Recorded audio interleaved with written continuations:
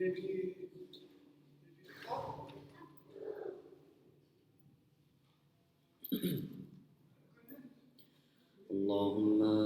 صل على محمد وآل محمد وعجل فرجهم والعن أعداءهم وارزقنا شفاعتهم في الدنيا والآخرة. بسم الله الرحمن الرحيم. السلام عليك يا أبا عبد الله. السلام عليك يا ابن رسول الله. السلام عليك يا خيرة الله وابن خيرته. السلام عليك يا ابن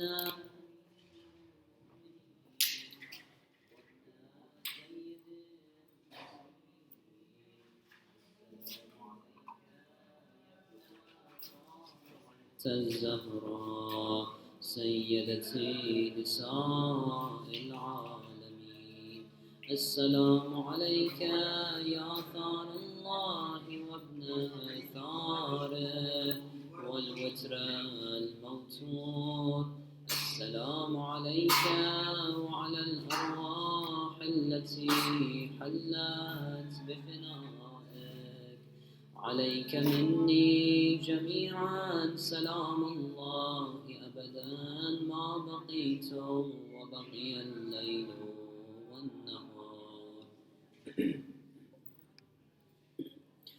يا أبا عبد الله، لقد عظمت الرزية وجلت وعظمت المصيبة بك علينا وعلى جميع أهل الإسلام، وجلت وعظمت مصيبتك في السماوات على جميع أهل السماوات. فلعن الله أمة أسست أساس الظلم والجور عليكم أهل البيت، ولعن الله أمة دفعتكم عن مقامكم وأزالتكم عن مراتبكم التي رتبكم الله فيها. ولعن الله أمة قتلتكم، ولعن الله الممهدين لهم بالتمكين من قتالكم. برئت إلى الله وإليكم منهم ومن أشياعهم وأتباعهم وأوليائهم.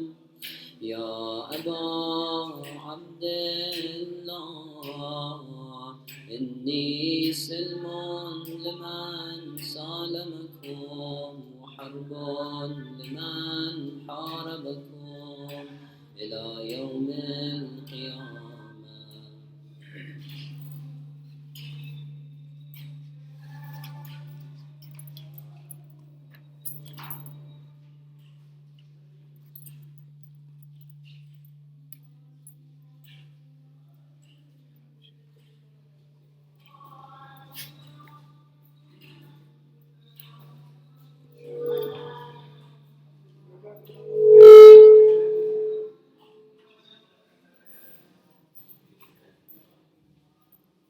ولعن الله شمرا، ولعن الله أمة أسرجت وأنجمت وتنقبت لقتالك.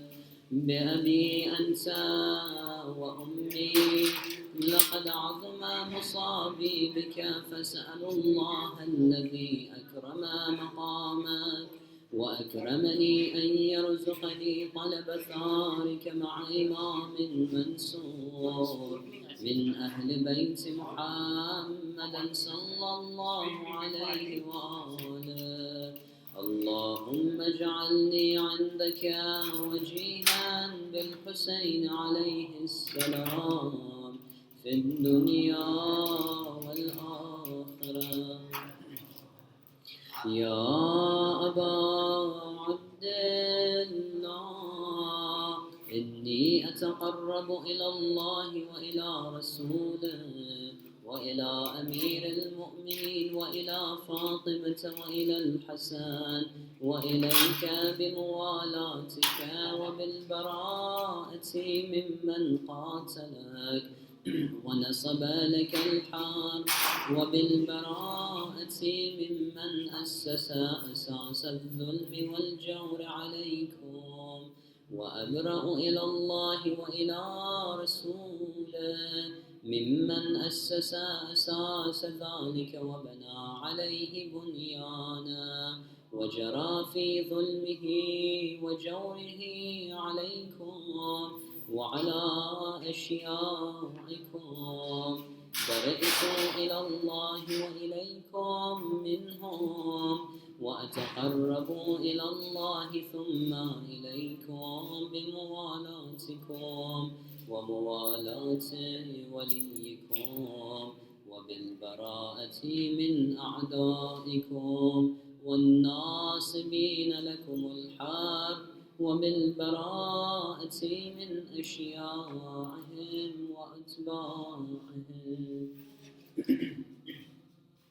إني سلم لمن سالمكم وحرب لمن حاربكم وولي لمن والاكم وعدو لمن عاداكم فاسألوا الله الذي أكرمني بمعرفتكم ومعرفة أوليائكم ورزقني البراءة من أعدائكم أن يجعلني معكم في الدنيا والآخرة وأن يثبتني عندكم قدم صدق في الدنيا والآخرة وأسأله أن يبلغني المقام المحمود لكم عند الله وأن يرزقني طلب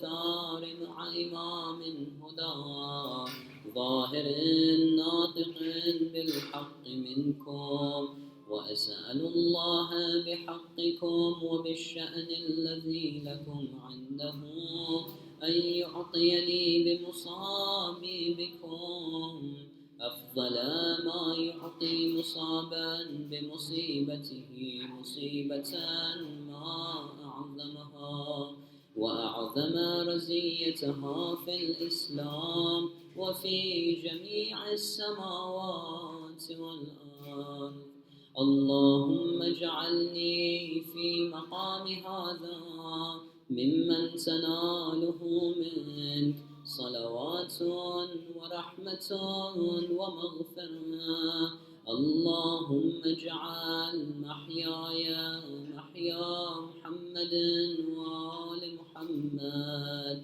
ومماتي ممات محمد وآل محمد اللهم إن هذا يوم تبركت به بنو أمية وابن آكلة الأكباد اللعين ابن اللعين على لسانك ولسان نبيك صلى الله عليه وآله في كل موطن وموقف وقف فيه نبيك صلى الله عليه وآله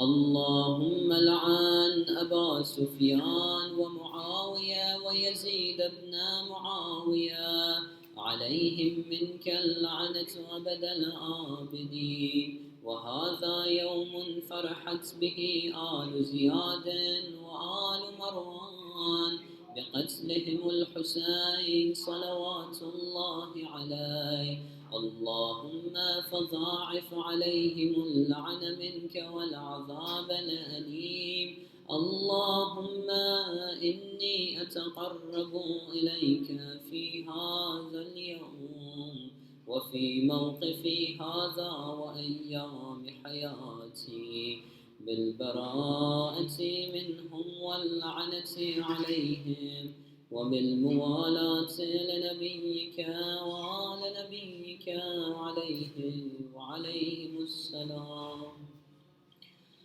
اللهم لعن أول ظالم ظلم حق محمد وآل محمد وآخر تابع له على ذلك. اللهم لعن العصابة التي جاهدت الحسين عليه السلام وشايعت وبايعت وتابعت على قتله. اللهم لعنهم جميعا. السلام عليك يا أبا عبد الله وعلى الأرواح التي حلت بفنائك. عليك مني سلام الله أبدا ما بقيت وبقي الليل والنهار، ولا جعله الله آخر العهد مني لزيارتكم. السلام على الحسين وعلى علي بن الحسين وعلى أولاد الحسين وعلى أصحاب الحسين. اللهم خص أنت أول ظالم باللعن مني وابدأ به أولا ثم لعن الثانية والثالث والرابع. اللهم لعن يزيد خامسا ولعن عبيد الله بن زياد وابن مرجان وعمر بن سعد وشمرا وآل أبي سفيان وآل زياد وآل مروان إلى يوم القيامة. سجود. اللهم لك الحمد حمد الشاكرين لك على مصابهم. الحمد لله على عظيم الرزية. اللهم ارزقني شفاعة الحسين يوم الورود وثبت لي قدم صدق عندك مع الحسين وأصحاب الحسين الذين بذلوا مهجهم دون الحسين عليه السلام. صلوات.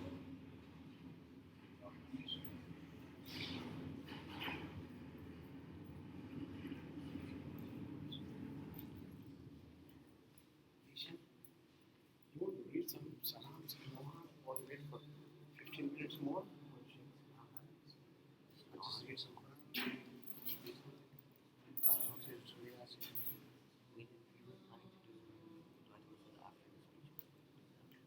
Yeah, do it now.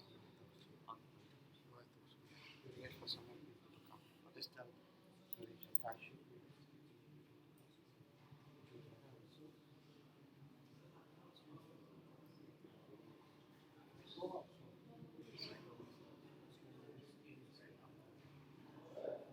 I'll try to do it.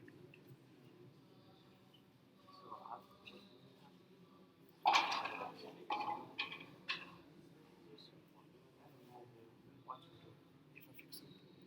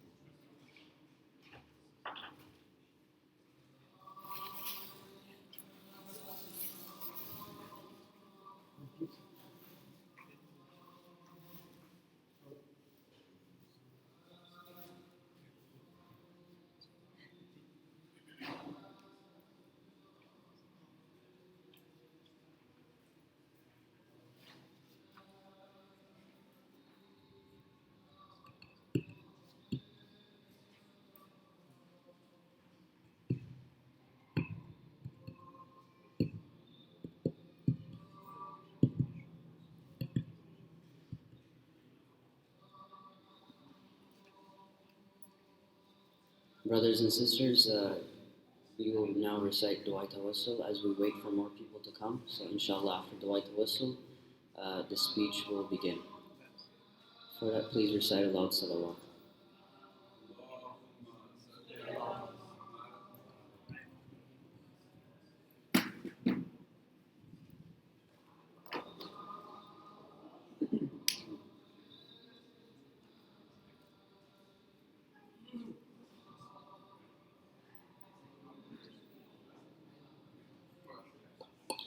اللهم صل على محمد وآل محمد وعجل فرجه. بسم الله الرحمن الرحيم. اللهم إني أسألك وأتوجه إليك بنبيك نبي الرحمة محمد صلى الله عليه وآله يا أبا القاسم يا رسول الله يا إمام الرحمة يا سيدنا ومولانا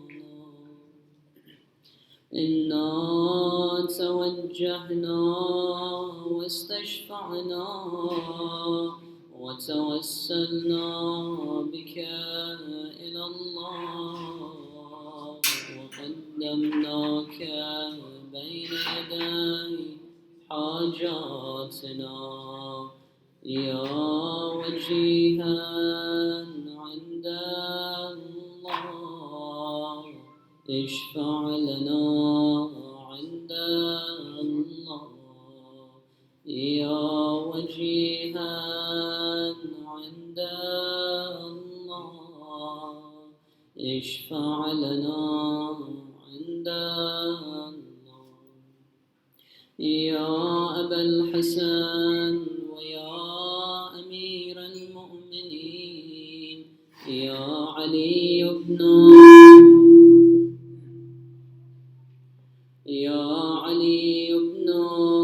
أبي طالب يا حجة الله على خلقه يا سيدنا ومولانا إنا توجهنا واستشفعنا وتوسلنا بك إلى الله وقدمناك بين يدي حاجاتنا يا وجيها عند الله اشفع لنا عند يا وجيها عند الله اشفع لنا عند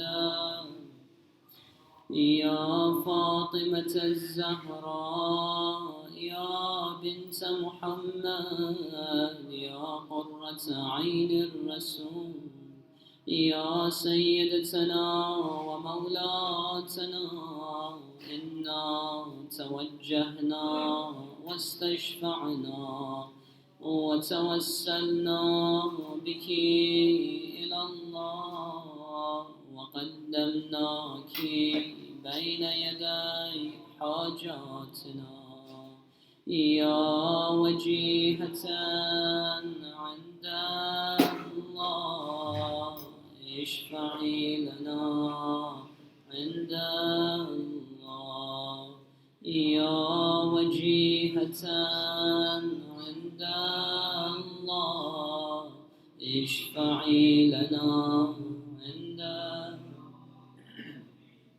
يا أبا محمد يا حسن بن علي أيها المجتبى يا ابن رسول الله يا حجة الله على خلقه يا سيدنا ومولانا إنا توجهنا واستشفعنا وتوسلنا بك إلى الله وقدمناك بين يدي حاجاتنا يا وجيها عند الله اشفع لنا عند الله يا وجيها عند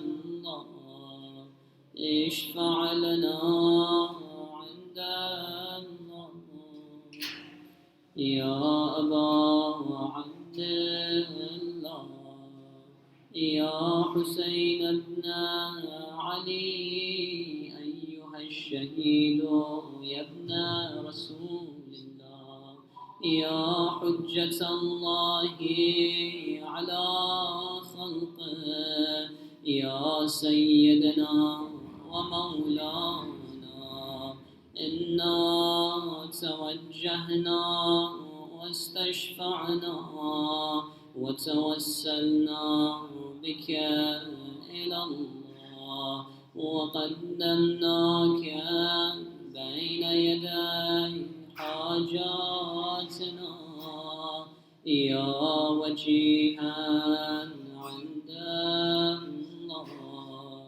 اشفع لنا عند الله يا وجيها عند الله اشفع لنا عند الله يا أبا الحسن ويا علي بن الحسين يا زين العابدين يا ابن رسول الله يا حجة الله على خلقه يا سيدنا ومولانا إنا توجهنا واستشفعنا وتوسلنا بك إلى الله وقدمناك بين يدي حاجاتنا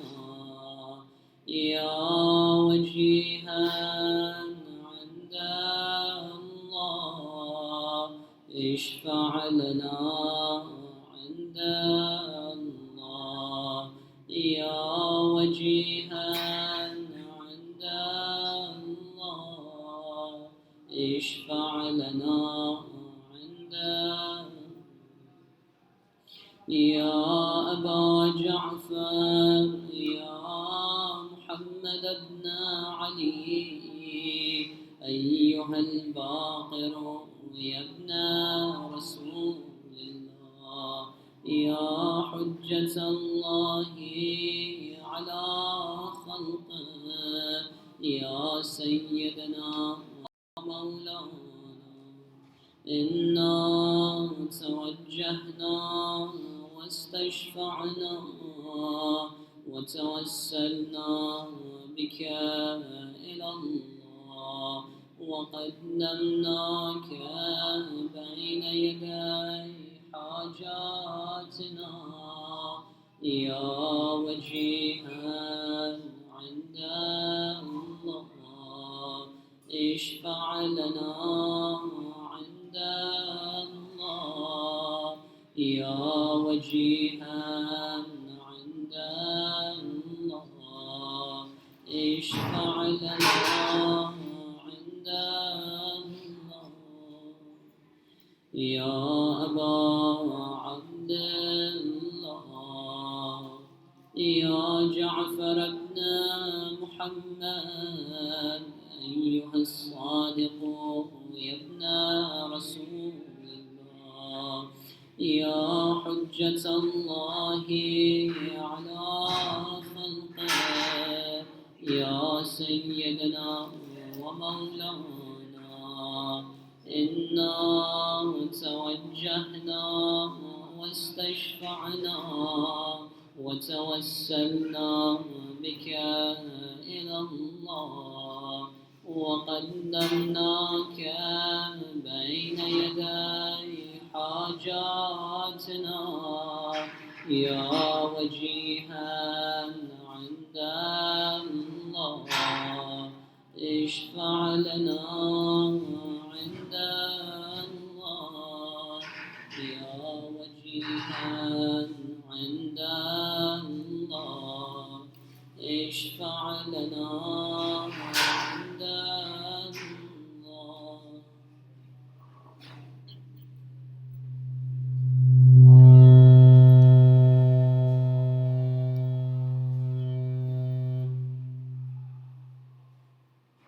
يا أبا الحسن ويا موسى بن جعفر أيها الكاظم ويا ابن رسول الله يا حجة الله على خلقه يا سيدنا ومولانا إنا توجهنا واستشفعنا وتوسلنا بك إلى الله وقدمناك بين يدي حاجاتنا يا وجيها عند الله اشفع لنا عند الله يا وجيها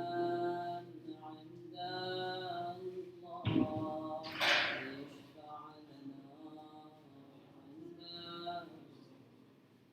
يا أبا الحسن ويا علي بن موسى أيها الرضا يا ابن رسول الله يا حجة الله على خلقه يا سيدنا ومولانا إنا توجهنا واستشفعنا وتوسلنا بك إلى الله وقدمناك بين يدي حاجاتنا يا وجيها عند الله اشفع لنا عند الله يا وجيها عند الله اشفع لنا عند الله يا أبا جعفر يا محمد بن علي أيها التقي والجواد يا ابن رسول الله يا حجة الله على خلقه يا سيدنا ومولانا إنا توجهنا واستشفعنا وتوسلنا بك إلى الله وقدمناك بين يدي حاجاتنا يا وجيها عند الله اشفع لنا عند الله يا وجيها عند الله اشفع لنا عند الله يا أبا الحسن ويا علي بن محمد أيها الهادي النقي يا ابن رسول الله يا حجة الله على خلقه يا سيدنا ومولانا إنا توجهنا واستشفعنا وتوسلنا بك إلى الله وقدمناك بين يدي حاجاتنا يا وجيها عند الله اشفع لنا عند الله يا وجيها عند الله اشفع لنا عند الله يا أبا محمد يا حسن بن علي أيها الزكي العسكري يا ابن رسول الله يا حجة الله على خلقه يا سيدنا ومولانا إنا توجهنا واستشفعنا وتوسلنا بك إلى الله وقدمناك بين يدي حاجاتنا يا وجيها عند الله اشفع لنا عند الله يا وجيها عند الله اشفع لنا عند الله يا وصي الحسن والخلف الحجة أيها القائم المنتظر المهدي يا ابن رسول الله يا حجة الله على خلقه يا سيدنا ومولانا إنا توجهنا واستشفعنا وتوسلنا بك إلى الله وقدمناك بين يدي حاجاتنا يا وجيها عند الله اشفع لنا عند الله يا وجيها عند الله اشفع لنا عند الله. Ask your hajat.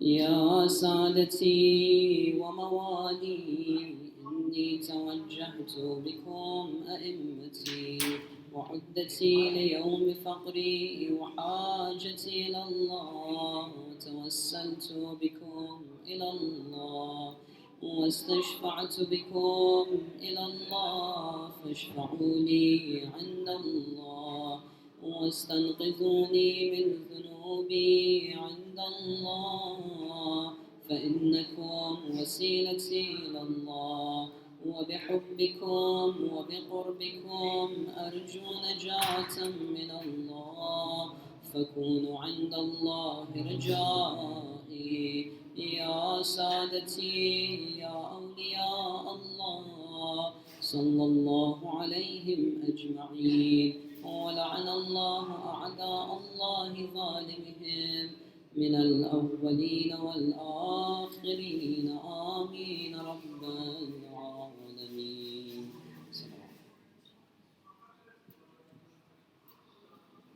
Brothers and sisters, before I'd like to invite Sheikh Ahsan Ahmedi, please kindly move forward so that there may be space for the brothers in the back.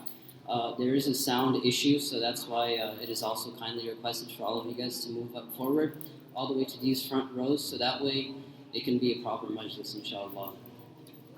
Now I'd like to ask you guys to please recite a loud salawat so that we may begin the majlis. Salawat.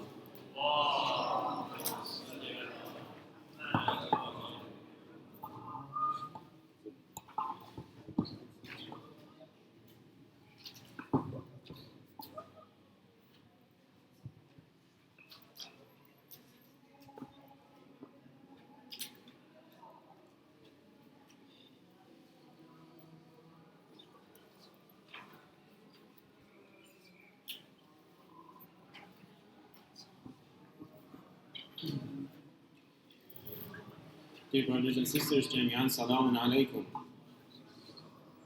أعوذ بالله من الشيطان الرجيم. بسم الله الرحمن الرحيم. وصلى الله على سيدنا ونبينا وحبيب قلوبنا أبي القاسم المصطفى محمد وآله الطيبين الطاهرين ولعنة الله على أعدائهم أجمعين من الآن إلى قيام يوم الدين ولا حول ولا قوة إلا بالله العلي العظيم. فقد قال الله الحكيم في محكم كتابه: أعوذ بالله من الشيطان الرجيم. بسم الله الرحمن الرحيم.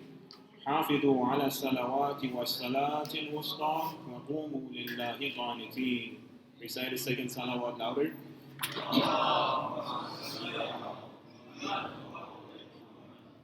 May every single one of you be part of the companions of Imam Zaman, inshallah. Recite the third salawat even louder.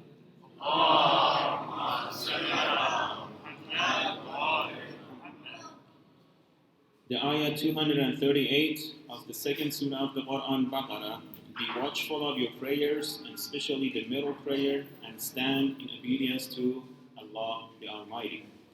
For the previous nights, we started out by talking about understanding the logic behind the movement of Imam Hussein alayhi salatu wasalam. From that, we moved and we shifted towards one of the acts, one of the deeds that was very dear to our beloved Imam Hussein, which was the act of prayer, salat. As we all know, on the last night, he asked for one more night of freedom before the battle started, just to spend that night on praying and reciting the Quran and performing salat. His famous quote, "Inni uhibbu salat." I love praying to Allah. I love making that connection with my Lord. I love to spend that time, that quality time, that long time with my Creator. Then we also used different verses of the Quran to talk about the benefits of salat.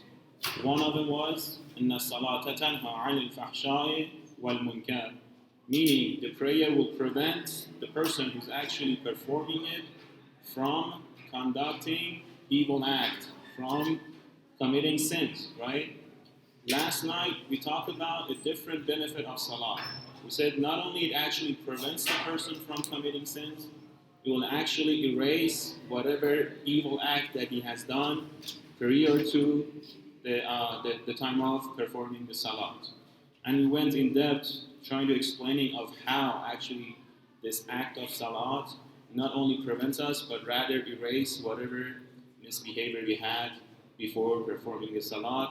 And I did give you one thing in parentheses to have in mind, that we're talking about the rights that we have for Allah Almighty. As you know, we have different types of sins, right? Some sins are related between us and Allah. Some sins are related between us and ourselves. Some of them are related between us and the nature and the animals and the environment that we live in. And some sins, which I call them the most severe one and the most the ones that we have to be extremely cautious about, it's in regarding to our same kinds, other human beings, other brothers and sisters. These last type of the sins are the most difficult one to actually, to overcome them in a way, meaning that we have to go back and find those people and ask for forgiveness from those people. But that's a different topic. So tonight, we're going to, inshallah, continue the same topic. Yet again, I brought another verse from the Quran, which talks about the salat, the importance of maintaining it, and what would happen if we actually, take salat as granted and we don't pay enough attention to it. Say, oh, well, the morning salat slipped my hand. Oh, well, that's fine. I'm just going to do it tomorrow. Oh, the Zuhr and the Asr prayer slipped my hand. No problem. I'm just going to do all five at the same time at the Maghrib time. When the Maghrib time comes, I'm tired, I had a long day, I had to go to school, I had a test, I had to work all day, pick up the kids from school, come home. Oh, God is most merciful, so I leave it for the next day. The morning, well, who's going to wake up? Right now, Azan is about 6:15, right? Who's going to wake up at 6? I have to be at work by 9. So I put my time for 8 o'clock, my clock for 8 o'clock, get up, take a shower, get ready, perhaps do a qada prayer for like 20 seconds and head to work, right? And then little by little, all of this, piles up. So when you look back, we have this whole year of, salats that we have to actually make up for. So what happens if we are going down this path? Should we stop it right now, or we have a chance to actually let it go by? Allah Almighty says, "Hafidu ala salawati wa salat al-wusta." Hafidu, it's an order, right? It's a word that actually gives us an order, direct order from God to us. He's telling us to protect, to maintain, to save, to keep your salat, meaning do not let it slip by your hands. Don't take it for granted. Don't underestimate the salat. Ala salawati wa salat al-wusta. There's a little discussion between the commentators of the Quran about what's the meaning of this salat al-wusta. Allah is telling us to maintain your prayer and the middle prayer. Some have said the middle prayer is Dhuhr. Some have said it is Asr. Some have said it is the Maghrib, right? One of the prayers in between the 5 prayers. But we don't know for sure, and when we go back to narrations, the narrations tell us different prayer as well. Similar story to the Laylatul Qadr, right? As you all know, in the month of Ramadan, we have 3 nights, which we call them the Laylatul Qadr, the great nights. The night of 19th, 21st, and 23rd. And we have riwayas for every single one of those nights, even though we have more riwayas for the last one, which is the night of 23rd. But still, we have riwayas for the 19th as well, and the 21st as well. The same story happens here.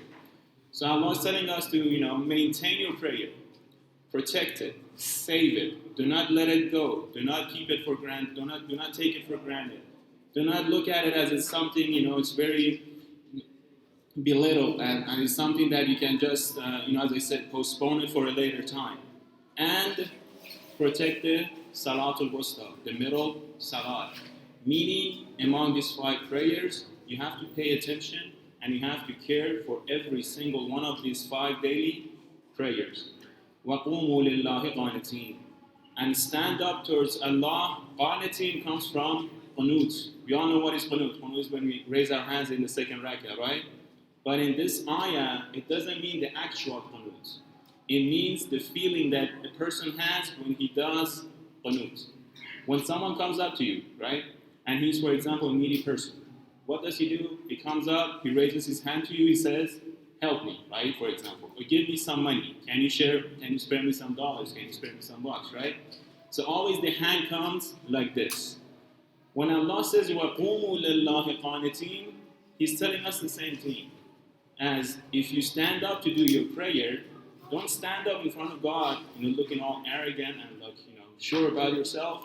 Rather, have that khushu, be humble, as someone who is in need of the Almighty.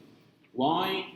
Because if you don't do that, it is as if you think that you get all of your sustenance, all of your blessings, everything that you have from somewhere else.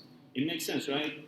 If you want to go, for example, to somewhere and you want to ask for a favor, how would you go about it? Do you just go out and say, hey, I want this right now at this moment?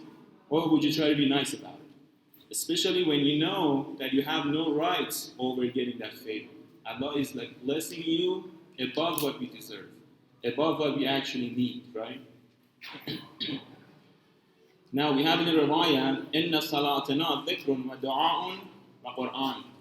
So when Allah talks about salat in the Quran, is it only the prayer? We say that's the major part of it. Also, we have to include the du'as when we do prayers, like when we call upon God, and when we recite the Quran.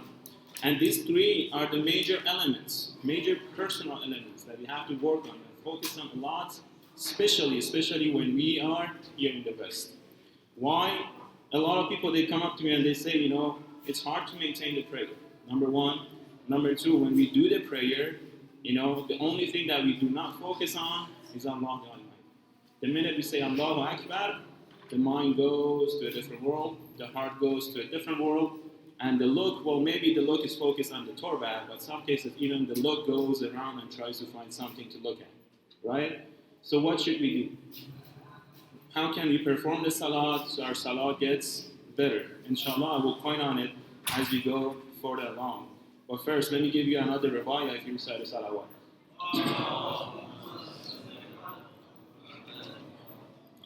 Now, this riwayah talks about those people who actually take salat belighted, meaning that they take salat as something that, as I said, you can postpone.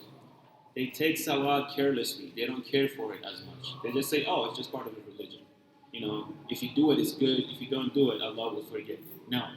We have exact ayahs that actually forbids those people and actually denies any sort of mercy to them from Allah the Almighty. فَوَيْلٌ لِلْمُصَلِّينَ الَّذِينَ هُمْ عَنْ صَلَاتِهِمْ سَاهُونَ الَّذِينَ هُمْ يُرَاعُونَ وَيَمْنَعُونَ الْمَاعُونَ. This is in the Surah 117, Ma'un, ayahs 4 to 7. So it tells us, woe to those who pray but are heedless of their prayers, who show off but deny aid. Right? So Allah is clearly telling us, if you take the salat lightly, if you don't pay attention to it, then His woe will be open on you, there will be no mercy. Another riwayah from the book of Kafi, someone comes up to Imam Sadiq alayhi salatu wasalam and asks him about the explanation of the same verse that I just recited. الَّذِينَ هُمْ عَنْ صَلَاتِهِمْ سَاهُونَ. Right? So he asked, what does it mean when Allah says those who, they're sahun when they pray their salat? He uses the Arabic word. Imam says, هُوَ التَّبِيعُ, meaning those people who actually ruin their salat. What does it mean, ruin their salat? We all do prayers, right? So what does it mean? Is part of our prayers actually ruined? We say yes. Why? Then again, another riwayah, same Imam Sadiq mentions. He says, don't be surprised. You'll see a lot of people that they have lived over 50 years, right? And they're Muslim. So they've been doing their prayers for more than 50 years, but not a single one of their prayer has been accepted so far. So if they actually pass away on this stage, being like this, they're not going to be part of the religion of Islam as they pass away. This shows that we got to think a little bit more about the prayers, inshallah. Recite another salawat.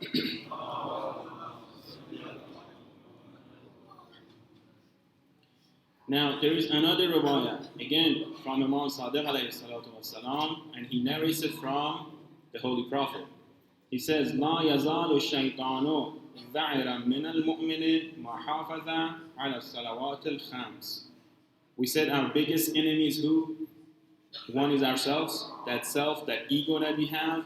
The second one, who's even worse than that one, actually I should say not worse, but equal amount, is the experienced enemy that we all have from the jinns. It is called Satan, with 6,000 plus years of experience, right? So, how can we actually defeat him? Holy Prophet says, لا يزال الشيطان ذاعرا من المؤمنين وحافظ على الصلوات الخمس. This Satan, with all of his experience, with all of his powers, with all of his temptations, right? He cannot do anything to a faithful, to a mu'min person, as long as that person is keeping up with their daily 5-time prayers. As long as you maintain that, Satan has no way to get to you. But, Holy Prophet continues, فَإِذَا ضَيَّعْهُنَّ تَجَرَّ عَلَيْهِمْ فَأَدْخَلَهُ فِي الْعَظَائِمِ. The minute you say, or you put aside the 5 times daily prayer, right? The very instant, Satan will get to you. He'll start tempting you, and he will get you to actually commit the greater sins. So salat will be that, gateway. If you keep it, it will protect you. If you let it go, you have no shield, you have no armor. Satan will get to you as a piece of cake. One more riwayah. This one is Zurara from Imam Sadiq alayhi salatu wasalam again. He says that Holy Prophet was sitting at a mosque, right? Someone came in, entered the mosque, he started praying. And he was doing his prayer so fast that he wouldn't finish up his bowing, his ruku, and his sujood, prostration, in a complete manner. He was just going to bowing, he would stand up, go to sujood, next sujood, and stand up, doing it next rakah. Very fast. So as Holy Prophet is looking at him, he says, as a crow is picking on the ground, he's doing his salah. And if he continues praying like this, right, and if he dies, again, he's not going to be a Muslim. This is not the salat, and as we all know, one of the ahkam about the salat is to find that calmness and peace within you when you do your salat. Don't do it in a hasty mode. Don't do it, don't rush it, in other words. Yet again, another riwayah, سمعت يقول لكل صلاة وقتان وأول الوقت أفضله. So we want to do our prayer. When should we do it? Should we leave it all the way till the very last minute? Some people, they're lazy like me, so they say, I have to do Dhuhr and Asr, and I have to do Maghrib and Isha, right? For Dhuhr and Asr, I have time all the way till the Maghrib, so I won't do it. I wait. As I get close, 5 minutes till the Maghrib, I do Dhuhr, Asr, and then I do Maghrib and Isha. I do 4 prayers in a row, right? In the morning, Allah will forgive, I sleep, I do it later. So these people are like me, but Imam Sadiq says, you have to be careful, right? You have to be careful. لِكُلِّ صَلَاةٍ مَخْتَامٍ. For every prayer, there are 2 times, meaning 2 end points. One will be the beginning, one will be the end. وَأَوَّلُ الْوَقْتِ أَفْضَلُ. And of course, the first point of it is the best time for performing the salah. Then he continues. He says the best point, meaning that we can postpone it. He says no. He says, وَلَيْسَ لِأَحَدٍ أَنْ يَجْعَلَ آخِرَ الْوَقْتَيْنِ وَقْتًا إِلَّا فِي عُذْرٍ مِنْ غَيْرِ إِلَّةٍ. It should be no reason for someone to postpone his prayer from the first point all the way to the second point, unless if he has a very legit reason. So without a reason, we're not supposed to postpone the salat. And we know, of course, it's hard. For example, when you work, when you go to school, it's hard to find a place for tahara, it's hard to find a place for wudu, it's hard to find a place to actually do the prayer. But I think it's not impossible. It might be difficult at first, but if you think about it a little bit, I just used to live here, went to school, work here. So if you think about different ways, you can find so many different ways to do your salat when the time is right. Those who work, you get a lunch break, you get 2 10-minute breaks. Well, in California, the law is like that. I don't know what's the law in here. Those who go to school, you always have breaks between classes. And place, you can find any place as long as it's not, for example, a privately owned place which you have to ask for permission, like public places. You can see people go and practice yoga in the park, right? Yoga is a form of practicing spirituality in a sense. But we say it's not shari'i, it's not through the religious ruling. But praying, namaz, salat, it is a form of seeking spirituality, but through the sharia.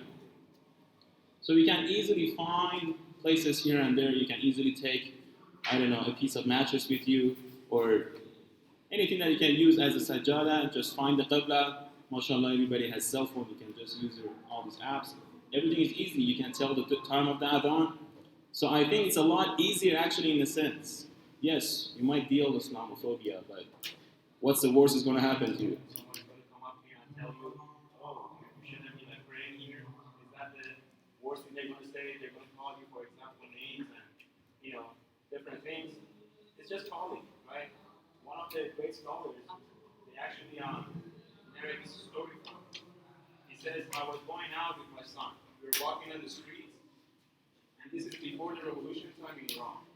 And those times, a lot of religious people would get actually made fun at when they would go out, especially wearing the clothes of the Holy Prophet, like the Abban and Abban. So he said, I was walking with my son, we went out on the street, and a lot of people were making fun at us. They were making jokes at us, right? So as we came back home, my son told me, he was a little offended. He told me, how come you didn't say anything to all of these people? When they actually make fun at you, when they say all these bad words to you, all these harsh words to you, right? How come you didn't say anything? This greatest scholar tells him that, just as I take this qaba from my body and I hang it on the clothes tree, all those words will be hanged on the clothes tree, not on me. Everything is hitting this clothes that I'm wearing, not to me, right? So someone comes up to you and says, oh, you are, such and such. Are you really such and such? No, right? Anyway, recite the salawat.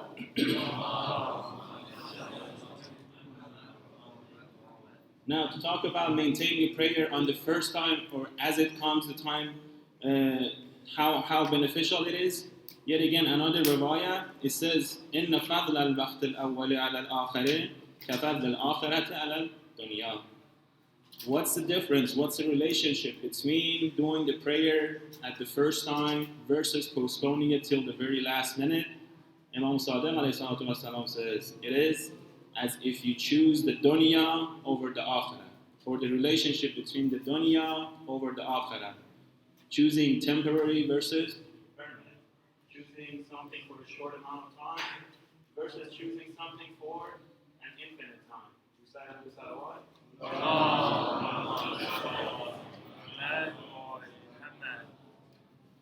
Maybe they meant to do more masalih tonight than like making lectures. So we get to that point as well. Recite the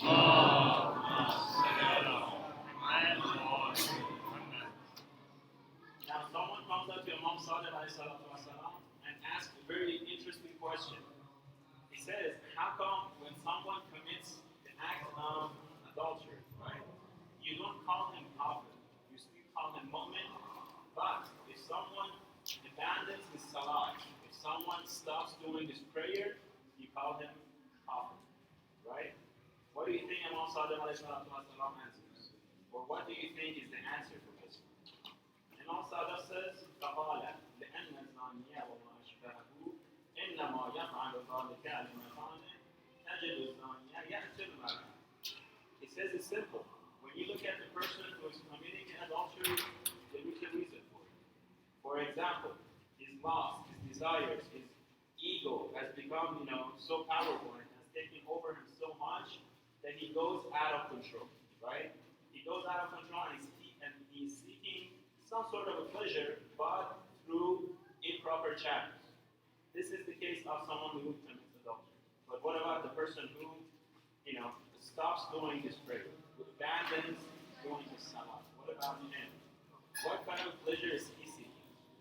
By abandoning pleasure, by abandoning salah, is he actually abandoning, like for example, or is he seeking a specific type of pleasure, or no?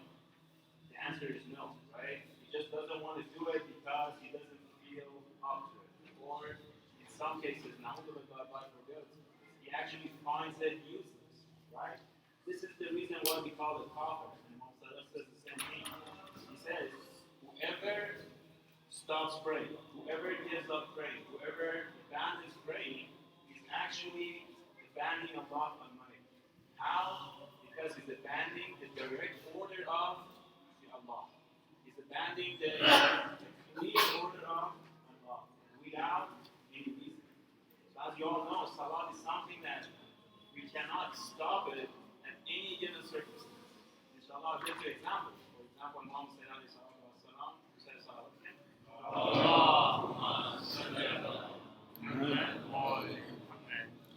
Not only on the day of Ashura, he did the prayer, the Zuhr prayer, in a very specific way, which I will explain inshallah.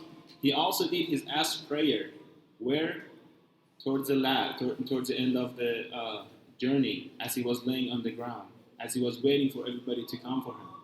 That's when he actually does his Asr prayer in that stage. Recited under salawat.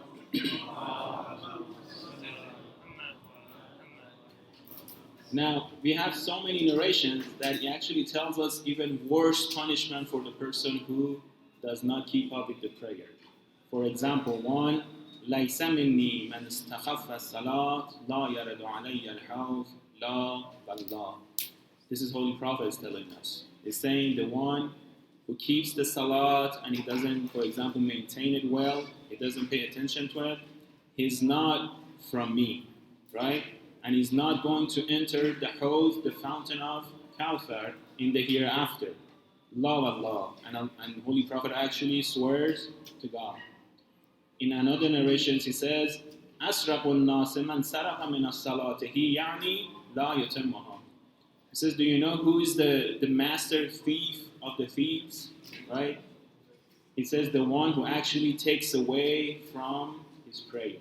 What does he mean by taking away from his prayer?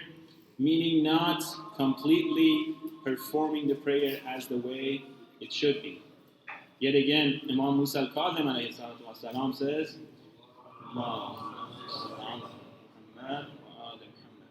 إِنَّهُ لَمَا حَضَرَ أَبِيَ الْوَفَاةُ قَالَ لِي I went to my father when he was passing away. Towards the last of his time, the last breath, he said, Ya bunayya, oh my dear son, إنه لا ينال شفاعتنا من استخفنا بالصلاة. So here Imam Sadiq tells us, right, at the last breath of his life, is giving us this will, that the person who does not take his salat seriously, he is not going to get our shafa'at, our intercession in the hereafter. Give you again one more. دخلت على أم حميدة أعزيها بأبي عبد الله عليه السلام. This one, the narrator says, I entered the house of Imam Sadiq, and the family, they were actually mourning the martyrdom of Imam Sadiq عليه الصلاة والسلام. فبكت وبكيت لبكائها. So I started crying as well to express my condolences. ثم قالت يا أبا محمد لو رأيت أبا عبد الله عليه السلام عند الموت لرأيت عجبا. Then Imam's son told me, Oh Abba Muhammad, if you would have seen your Imam at the time that he was passing away, you would have been shocked, you would have been surprised by what he told us. فتح عينيه ثم قال, he opened up his eyes and then told us, اجمعوا, tell everybody to come here, all the members of the family, tell them all to gather around. كل من بيني وبينه قرابة, whoever there is a relationship between me and him, meaning all the relatives, call them all up and then tell all of them to come in. قالت فما تركنا أحدا إلا جمعناه. So we went and we told everybody to come in. فنظر إليهم. So Imam looked at all of us. ثم قال, then said, إن شفاعتنا لا تنال مستخفا بالصلاة. Our intercession, our shafa'ah, that point of getting saved, right? That point of redemption. It's not going to reach those who do not take salat seriously. We said another salawat.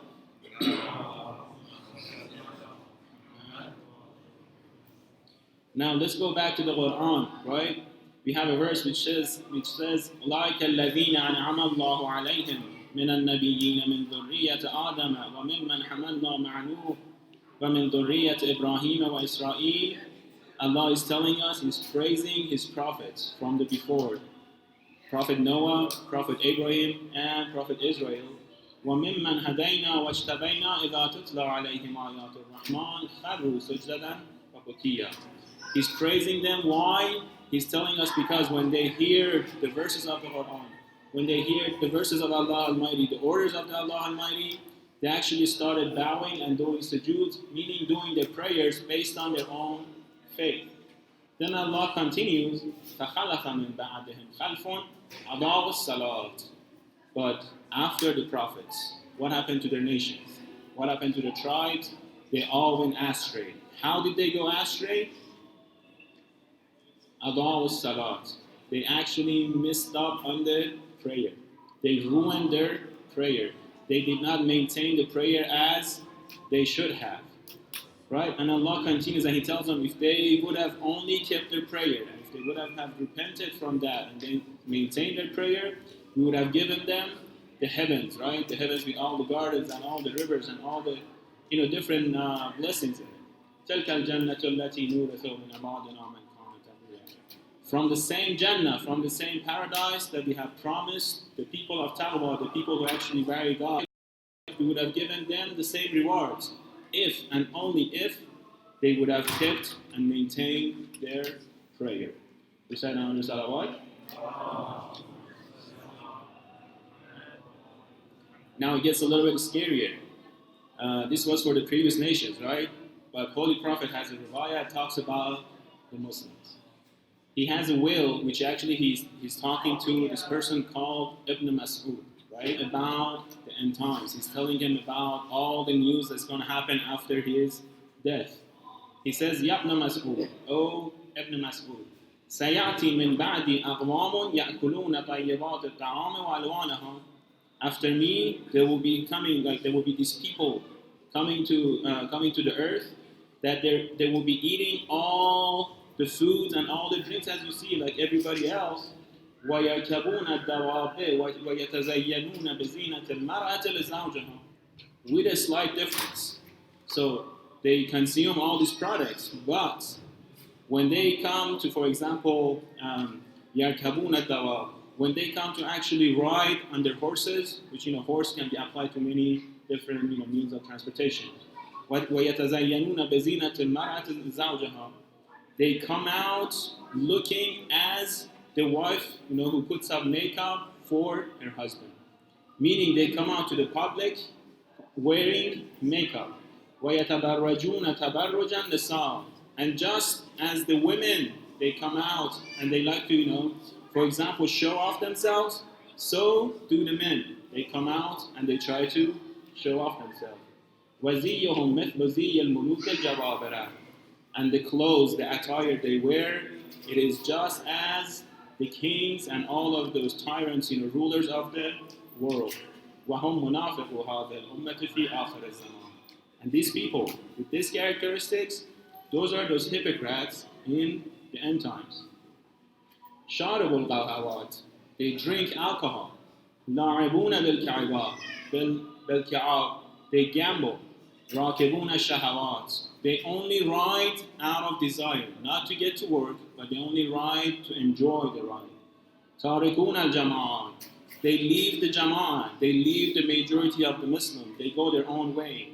راغدون عن العتمات مفرطون في الغدوات يقول الله تعالى فخلف من بعدهم خلف أضاعوا الصلاة. So they wake up late in the mornings and all they spend their nights is to go after their desires and whatever they wish for. يا ابن مسعود ما ينفع من يتنعم في الدنيا إذا أخلد في النار. The Holy Prophet says, "O son of Mas'ud, what do you think? What benefits does a person has who's burning in the hell while he's in the dunya and he does not realize it, right?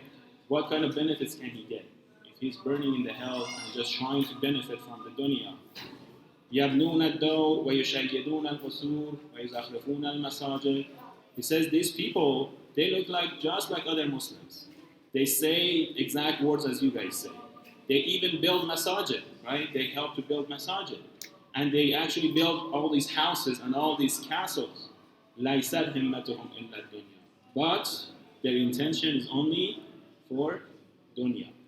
So someone can actually come and build a masjid for the dunya. Yes, indeed. And actually we have a lot of narrations that when, inshallah, Imam Zaman comes, he actually destroys some of the masajid. Some of them, not all of them. Some of them which are built out of intention for the mundane world. عاكفون عليها معتمدون فيها آلهتهم بطونهم.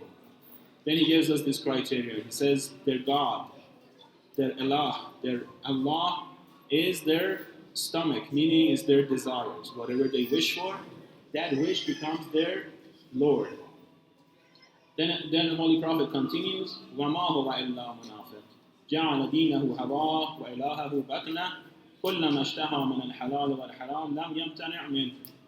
So Holy Prophet calls them the hypocrites, and then he says they have chosen their religion as their hawa. Hawa is all of those desires that we have, all of those wishes that we have.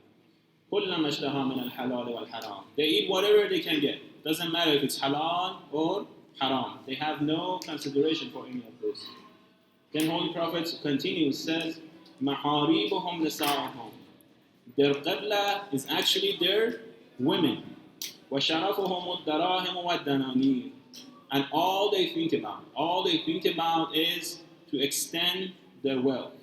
وَهِمَّتُهُمْ بُطُونَهُمْ. And all they strive for, all they hustle for, is to satisfy their own desires. أُولَٰئِكَ هُمْ شَرُّ الْأَشْرَارِ. These are the worst of the people. الْفِتْنَةُ مِنْهُمْ وَإِلَيْهِمْ تَعُودُ. All the fitnas, right? All of those fitnas will get traced back to these people, or they will be the starter of the fitnas.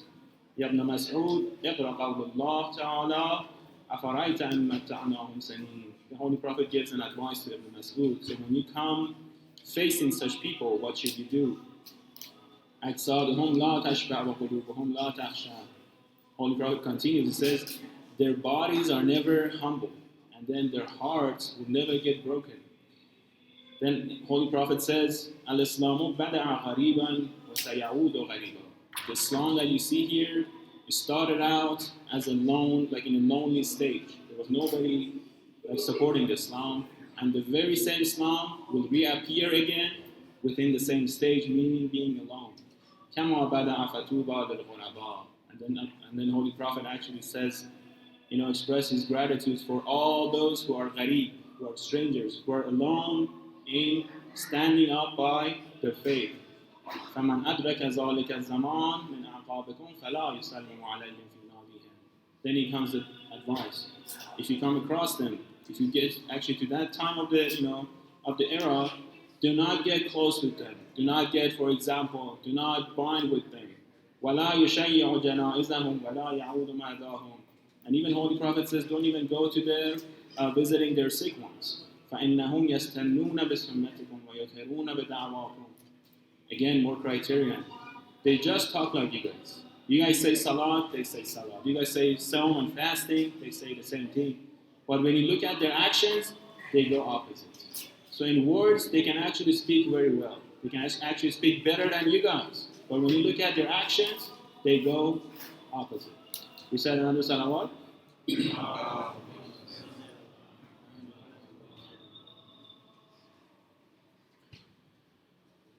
Talking about salat being on the night of Ashura.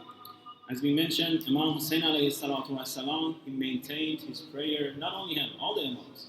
Or you can use him as a leader because we have very definite resources to rely back on of how or what did he do when the time actually became very difficult for him. On the day of Ashura, as you know, the battle continued from the morning till sometime after in the afternoon, a couple of hours after the noon, right? So actually at the noon, Imam Hussein had to do the prayer in a state of khafa or khawf, which means in a state of fear. We call it the prayer of fear, meaning that you are in fear of your life being taken away by the enemy. Yet again, you cannot give up your. So how should the Imam actually lead the prayer in such stage? It is that first of all, the 4 rak'ah becomes 2 rak'ah, right? So Imam stands and the army gets divided to 2 parts. One part is defending the remaining of the army and the Imam. As Imam starts reciting the first rak'ah, when he goes to bowing and sujood and he stands up, now those 2 parts of the army, they switch. The part that they were doing, they were following the Imam, they finish up their salat and they start defending, while the first group comes in and connects to Imam and continues their prayer. So this is the salat of khawf, the prayer of fear, which happens only in the battlefield, right? So this is how Imam Hussein did his Zuhr prayer. And we can easily say, if Imam Hussein didn't do such an act, today nothing would have existed in the name of religion, right? Because those who were actually carrying the flags and the banners of religion, they were not performing any salats. They were going against it. They were going, we all know about Yazid. What was he doing in the public? Drinking, playing with monkeys, having all these different servants, all these singers, right? Without any boundaries. I'd like to talk about the last sermon which Abu Abdullah al-Husayn alayhi mentioned as he was lying down on the ground of the Kaaba. He calls out, he says, Ya Muslim ibn Aqil, wa ya Hani ibn Urwa, wa ya Habib ibn Mudahir, wa ya Zuhair ibn Qayn, wa ya Ibrahim al-Husayn, wa ya Umayr ibn al-Muta, wa ya Asad al-Kalbi, wa ya Abdullah ibn Aqil, wa ya Muslim ibn Awsajah, wa ya Dawood ibn Tarmah, wa ya Yazid ibn Muzahir, ويا علي بن الحسين ويا أبطال الصفا ويا فرسان الحجاب. So he starts calling his companions one by one. Oh Muslim ibn Aqil, oh Hani ibn Urwa, oh Habib ibn Madahir, oh Zuhair, oh Umayr, oh Asad al-Kalbi. He starts calling every single of his companions. Then he gets to the Bani Hashim. Oh Ali ibn al-Husayn, oh Ali al-Akbar. Then he gives them the attributes. Ya Abtal al-Safa, wa ya Fursan al-Hijab. Oh, those heroes of friendship, sincerity, and devotion. Oh, the lions of the battlefield. ما لي أناديكم فلا تجيبوني وأدعوكم فلا تسمعوني. What has happened? I call upon you and you do not answer. I call upon your names and I do not hear a reply. أأنتم نيام أرجوكم تنتبهون. Are you guys have fallen asleep? So I have the hope that you guys will wake up and answer and reply my call. أم حالت مودتكم عن إمامكم فلا تنكرونه. Or have you guys decided to give up on your allegiance, on your oath, to support the Imam of your time? فهذه نساء الرسول لفخذكم قد علاهن والنحول. You see these kids, these children, and these women of Rasulullah. You see what has happened to them. They are crying and they are weeping because they have seen all of you being gone. فقوموا من نومتكم أيها الكرام وادفعوا عن حرم الرسول اتقاة الذئام. So stand up, get up from your sleeping, O those who are the noble man, and defend the family of Rasulullah sallallahu alayhi wa alihi wa sallam. ولكن سراكم والله ريب المنون وغدر بكم الدهر الخؤون. Then Imam continues, but I know it's not the sleep that has taken you guys away, but it is the death which has been written up and on every single one. And that is why you cannot answer me. It will be soon that I will join you guys in the hereafter. فَإِنَّا لِلَّهِ وَإِنَّا إِلَيْهِ رَاجِعُونَ. The tragedy of Karbala has so many peaks.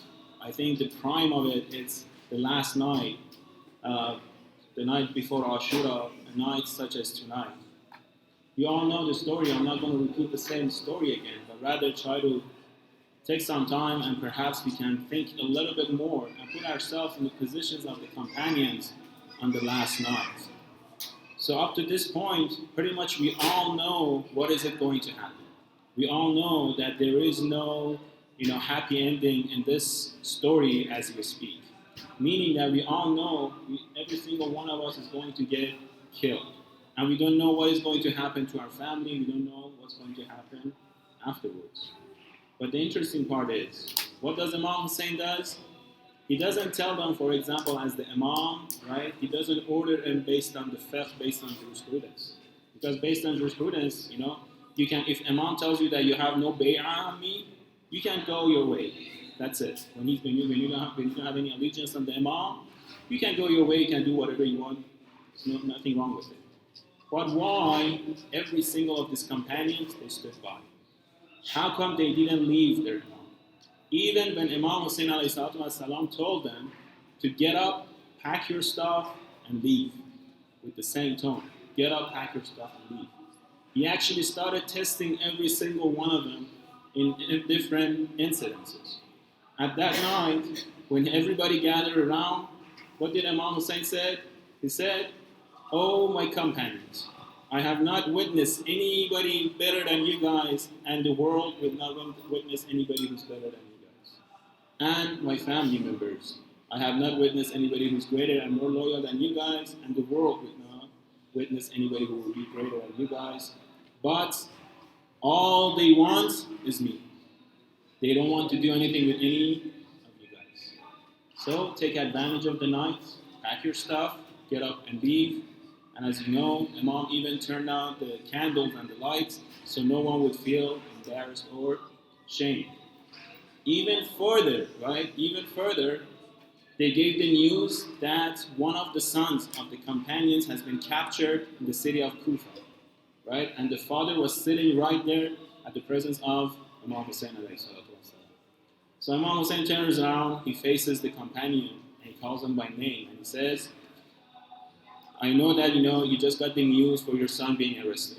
And I know you're worried about your son. So I want you to get up, pack your stuff, go and rescue your son. Not only that, I will give you some money, I will give you some material, I will give you some goods as a ransom so you can use to buy out your son from Umar Hassan. So he tells his Bani Hashim to bring out some of the money. They bring all this stuff and they put right in front of his companion. The companion is sitting there, he looks at the goods, he He looks at Imam Hussein alayhi salatu wasalam. He looks at Ali Akbar. He starts crying. He says, "Oh Imam Hussein, how do you want me to leave you here? And I can see you staying here, and I can see your son stay here. May my son be sacrificed for your son, and may myself be sacrificed for your entire family." This is just one answer, one test. So what would we do if we were in the same position? If they tell us, for example, you have to do such and such, you have to stand by something so strong, yet again tomorrow we have a test. Yet again tomorrow we have family problems. Yet again tomorrow we have to go to work. How would we answer? Imam Hussein doesn't stop there. He even talks to the most loyal person of the tragedy of Karbala, meaning Hazrat Abbas. He calls on him, he calls on his brother, right? And as you all know, Hazrat Abbas is not a person who would actually talk a lot. When you look at the history, he never mentions anything at the presence of his brother.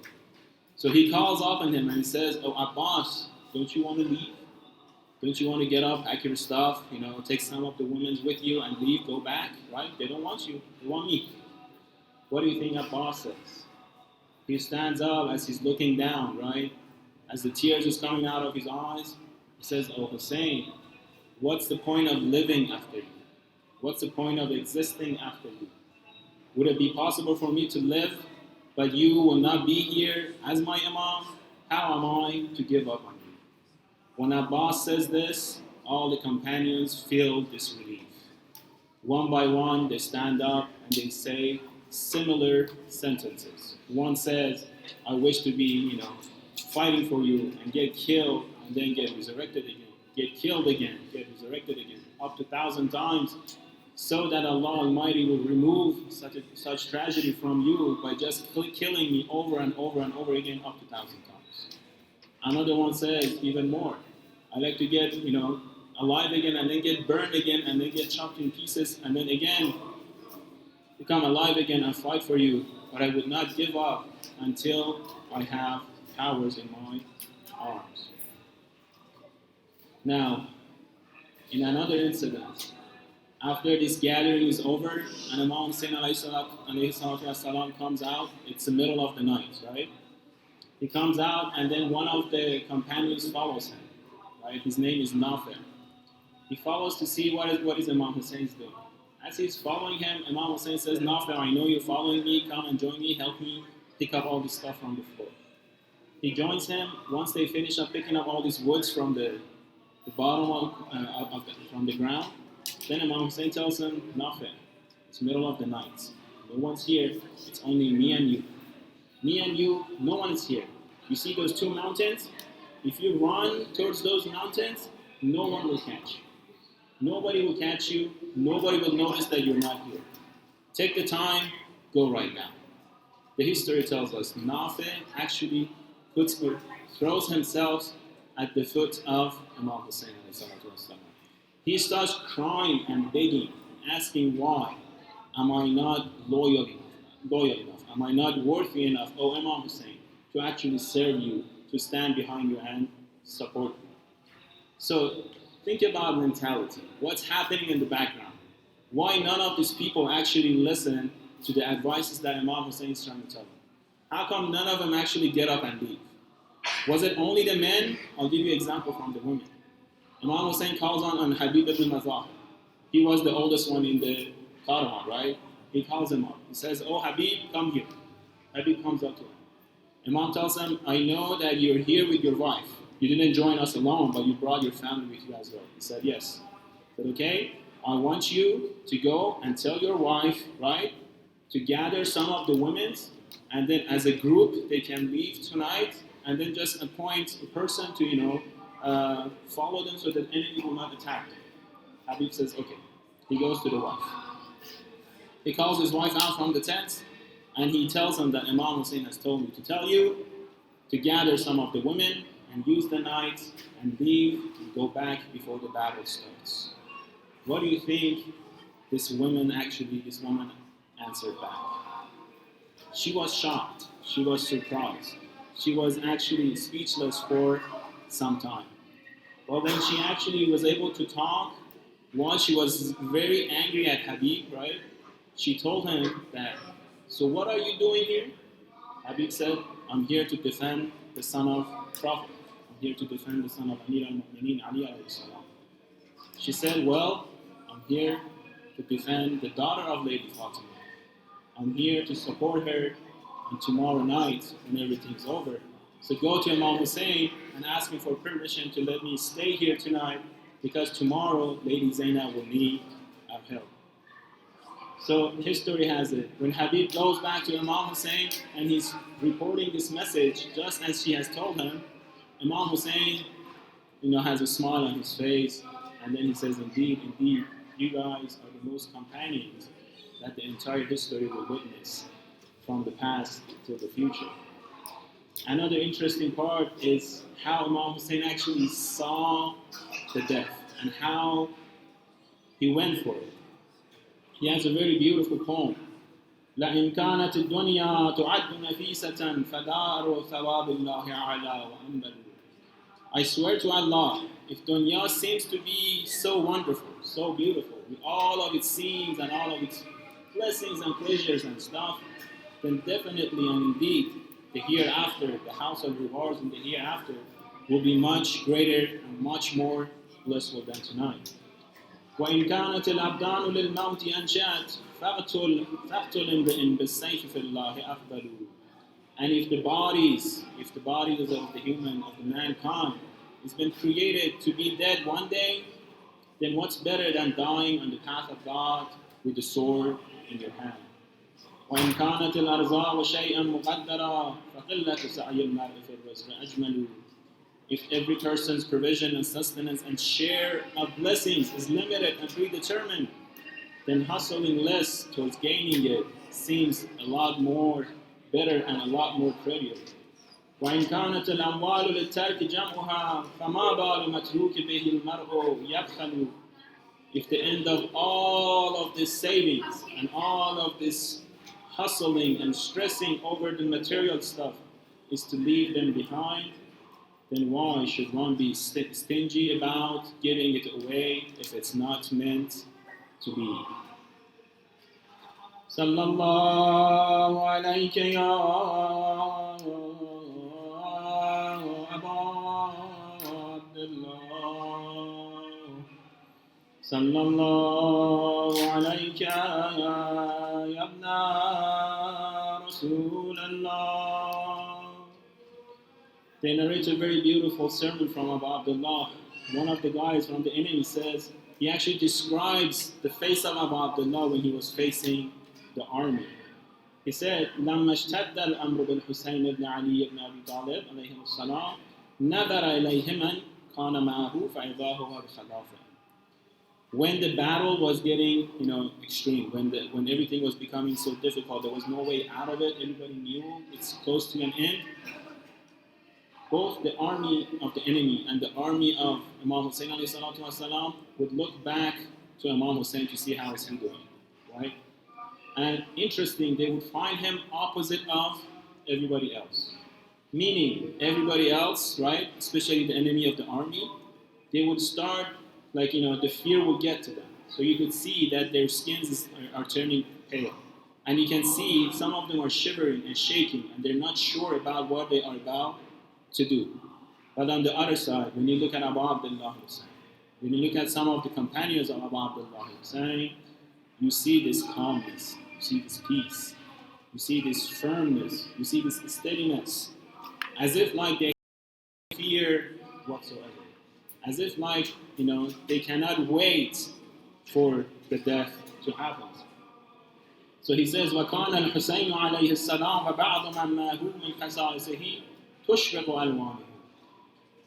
Imam Hussein and some of the companions who were with him, as the battle got up and became more difficult towards the end, their faces was becoming even brighter than before.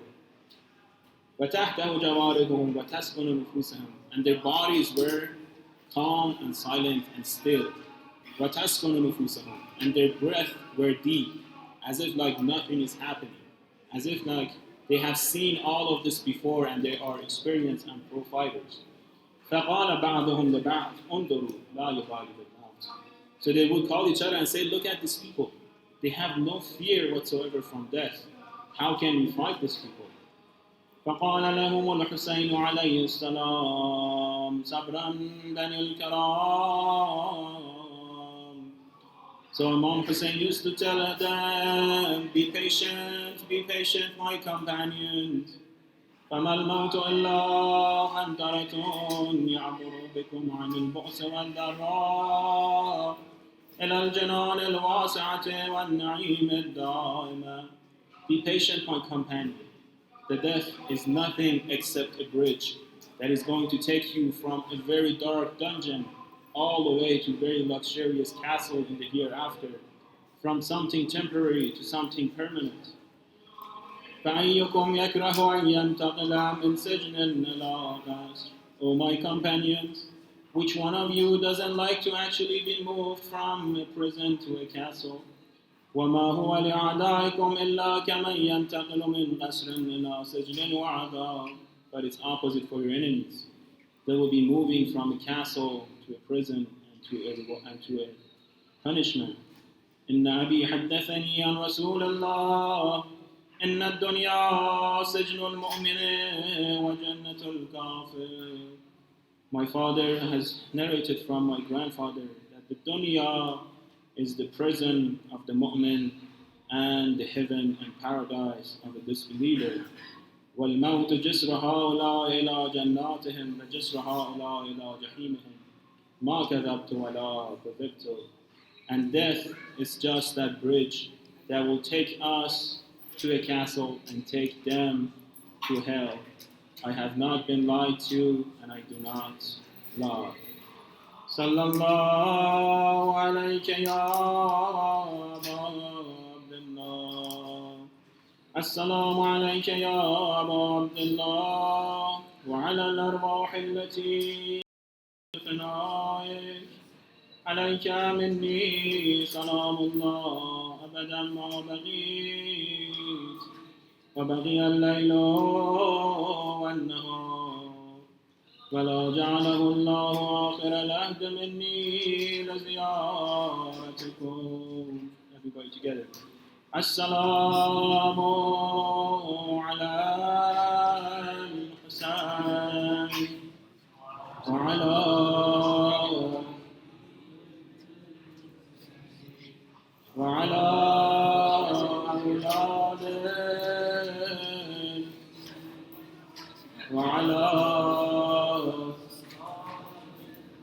It's the last night, one more time. Assalamu وعلى